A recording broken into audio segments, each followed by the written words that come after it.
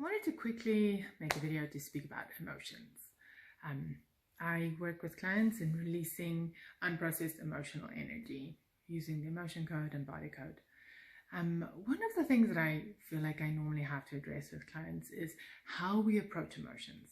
We often speak about positive emotions and negative emotions, and we might even know that an emotion is just an emotion, but we still think of it a little bit differently in a way. It's not necessarily beneficial in how we then approach how we process emotions in our lives.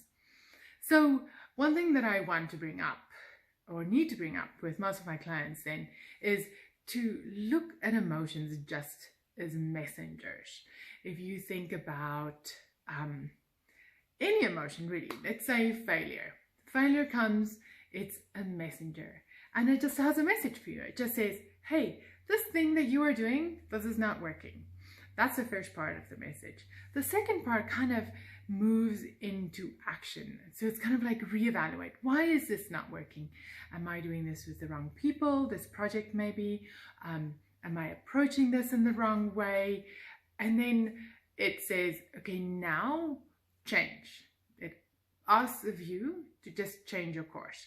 So maybe work with a different timeline, work with different people, have a different approach, you need some solutions.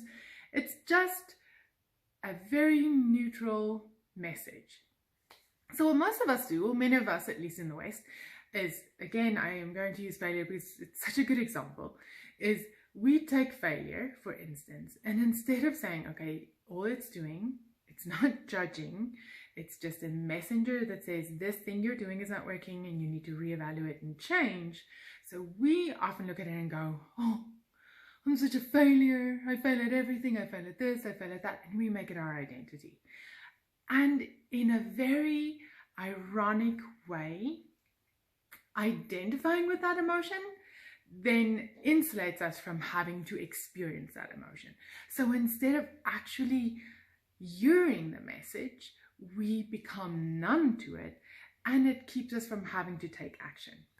Then another way that we approach, say, failure specifically is to say, nope, I persist, I persevere, I'm committed, I see a thing through, I never give up. Instead of hearing, hey, this thing that you're doing is not working and you might need to give up on it, we say, no, I never give up. And we make that our identity. And that again keeps us from having to experience this emotion. And this is almost all understandable because emotions have never been, for many of us, we've not had the support to learn that emotion is not negative per se. We've not had the support to really have the capacity to process an emotion and to learn, oh, you felt failure. It's because it has a message that is wanting your attention, and that message just wants your attention to tell you, hey, this is not working, let's do something else. It's not a judgment. But many of us have grown up in this culture of perfectionism and confidence, really, where we're not often get the idea that we're not supposed to second guess ourselves. Also, we grow up with critical parents who judge and criticize other people. Even if they don't judge and criticize us, we often have the experience that they judge and criticize other people and feel that we would be judged and criticized the same if we admit failure. And then we internalize that message. And instead of learning to approach this with maturity and health and just saying, oh, this is not working, this is my coach, failure is my coach, just saying, hey, this is not working, we need to regroup, we need to change our course of action, I'm just going to rather sit and say, oh, I'm just a failure. And then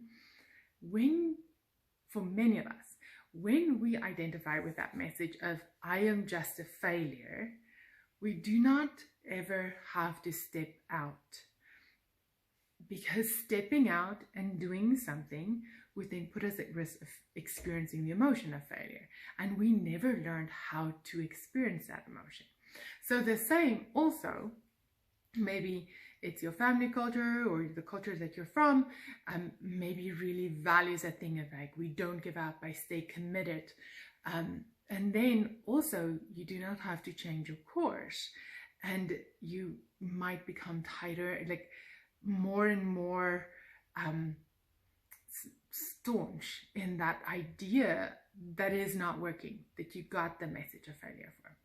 So this is just one example of how we take the message of an emotion and we internalize it instead of process it.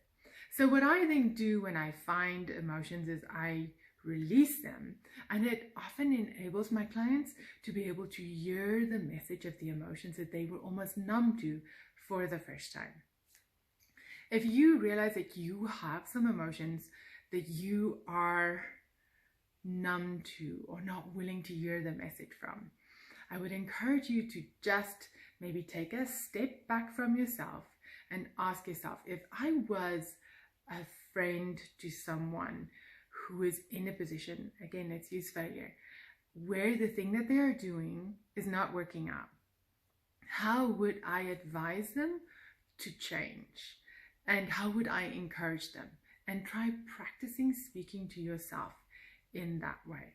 And we can start using this with every emotion, whether it is failure, whether it is abandonment, whether it is worthlessness, any of the emotions in the emotion code, or anything else that you experience.